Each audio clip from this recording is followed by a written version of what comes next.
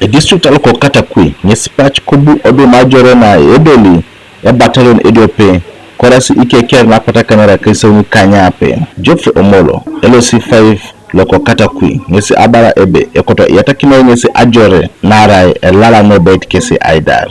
So ili joba ya ona Ajore yetu ngate marebe logo na kira ite muhimu sao mitamo yes pedo rai ngarai konye ati chepak mami pedo rabongo na kira na kwata takere se so pape politicians ipuda opedo akiro tunana ngai ara ipuda yata na Ajore yata na deparengin ara ipuda na ni guards mudu o ina kine so iwa iti numu kere na ara bongo inet ne politician kwa yango ketu wana lo kwa yesa kitu kapala ayanga nari Anel pitang kunda lo era e komanda lo e brigade lo akwata wono kidiuni ko jaw matang nyesi abala ebe ada ngesi adomu na Ajore na ebe ita ajawito district ya luko katakui na pepe kapele biong.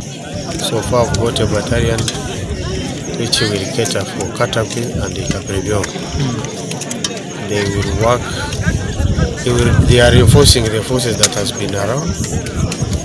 Since we have got this one, the problems that has been around security will be solved. Takito Omolo ebe ara edon eruwela akitu ko district ake mamkesi ipuda kinos apopongo. Bongo isakero na ina pa in. Then there is no need ambo anase kula.